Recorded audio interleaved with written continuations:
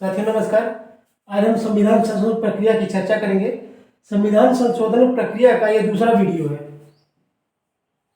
पहले वीडियो में हमने संविधान संशोधन प्रक्रिया के तहत साधारण बहुमत से सदन में संशोधन पारित कैसे किया जाता है उसके बारे में हम चर्चा कर चुके हैं, तो इसको हम ब्लॉक कर रहे हैं।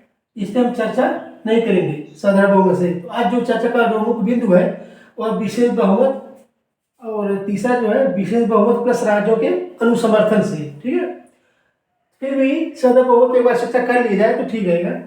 साधारण बहुमत का मतलब ये होता है इसके तहत जो भी उपबंध होते हैं उनमें कैसे सदन में पारित किया जाता है।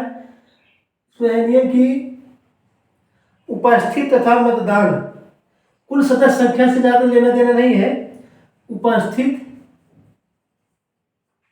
तथा मतदान, उपस्थित कितने लोग आ रहे हैं, मतदान कितने लोग कर रहे हैं, उनके बहुमत से। मान लीजिए 100 सदस्य हैं, सदन में 100 सदस्य हैं, उपस्थित हो रहे हैं वो 90 हैं। ठीक, इनका बहुमत माने 45 प्लस, ये जो है साधारण बहुमत है।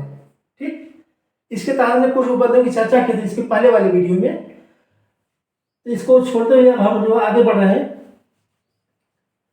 अब कुछ उपबंध ऐसे होते हैं जिनको विशेष बहुमत से पारित किया जाता है और विशेष बहुमत प्लस राज्यों के अनुसमर्थन से। तो साधारण बहुमत जो होता है संविधान संशोधन की सबसे सरल प्रक्रिया होती है। सिर्फ उपस्थित और मतदान करने वाले सदस्यों के बहुमत से इसको पारित कर दिया जाता है, तो काफी सरल प्रक्रिया है। अब आइए विशेष बहुमत से। इसमें क्या है, इसमें दो तरह के नियम देखिए। कुल सदस्य संख्या का बहुमत, फिर लिखा है उपस्थित और मतदान करने वाले सदस्यों का 2/3 बहुमत। चलिए पर इस पर हम चर्चा कर लेते हैं। कुल सदस्य संख्या का बहुमत, कुल सदस्य संख्या, मान लीजिए सदन में कुल कितने सदस्य हैं, कुल सदस्य आपके जो है 100 है। कितने हैं, 100 है।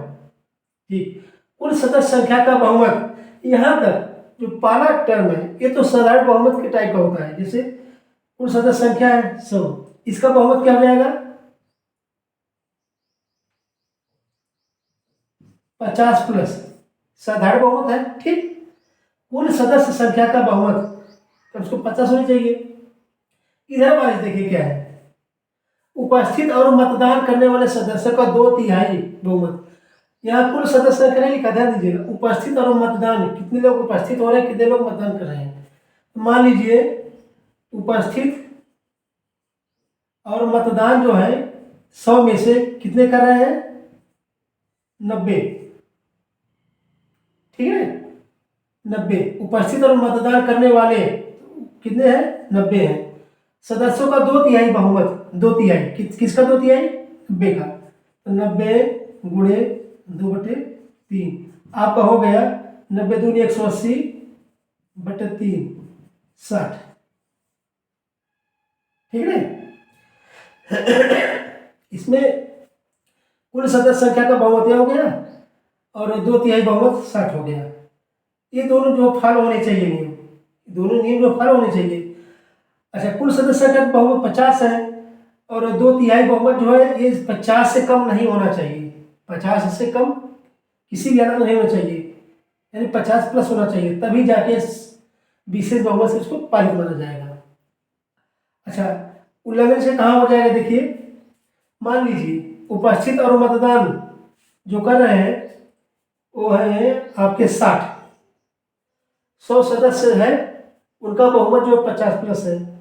उपस्थित और मतदान जो करने वाले हैं वो 60 हैं, तो 60 का 2/3, ये वाला देखिए 2/3, 60 गुणे 2/3, 60 दूनी 120/3 आपका आ रहा है 40, माने 40 प्लस सदस्य हो पा रहे हैं। लेकिन ये जो है 2/3 बहुमत जो है ना, ये उपस्थित मतदान करने वाले कहाँ गया, कुल सदस्य संख्या से कम नहीं होनी चाहिए। ठीक, कुल सदस्य संख्या के बहुमत से कम नहीं होना चाहिए 2/3 बहुमत। ठीक है ना, ये है। ठीक यही जो है इसमें भी है विशेष बहुमत, विशेष बहुमत नहीं पूरा दोनों प्रोसेस। ठीक, और कम से कम आधे राज्यों के विधानमंडलों का अनुसमर्थन होना चाहिए। चलिए इसको छोड़ते हुए अब हम चर्चा कर लेते हैं कि इस विशेष बहुमत से पारित होने वाले जो उपबंध हैं वो कौन कौन से हैं। ठीक है, चलिए पहला है राष्ट्रीय आपात घोषणा का 1 माह में अनुमोदन राष्ट्रपति पर महाभियोग और जब तक अन्यथा उपबंधित ना हो तो विशेष बहुमत से। इसका मतलब यह है राष्ट्रीय आपात, हमने बताया था ना कि आपातकाल के 3 उपबंध कौन है, राष्ट्रीय आपात, राष्ट्रपति शासन, तीसरा जो है वित्तीय आपात, वित्तीय आपात। ठीक है, अब राष्ट्रपति शासन और वित्तीय आपात इसके अनुमोदन के लिए 2 माह के अंदर जो अनुमोदन होना चाहिए वो साधारण बहुमत से होता है, इससे होता है, ये हम पिछले वीडियो पढ़ा चुके हैं। अब बच क्या है पहला वाला राष्ट्रीय आपात जो होता है, इसकी उद्घोषणा जब राष्ट्रपति करता है तो उसके 1 माह के अंदर जो अनुमोदन करना होता है वो विशेष बहुमत से होता है। विशेष बहुमत मैंने बता दिए कुल सदस्य संख्या का बहुमत 50+ और उपस्थित और मतदान करने वाले सदस्यों का 2/3 बहुमत। ठीक, ये अब राष्ट्रपति पर महाभियोग ये भी है, इसी के तहत किया जाएगा विशेष बहुमत से।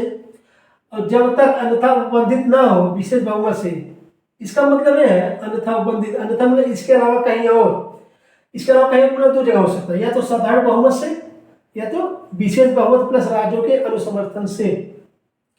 अगर कोई नया उपबंध ऐसा आता है जिसकी चर्चा इन दोनों में नहीं की गई है या कोई कभी मतलब इसका उल्लेख इसमें कहीं नहीं हुआ अभी तक और नया उपबंध है तो उसको विशेष बहुमत से पारित किया जाता है, ये नियम है।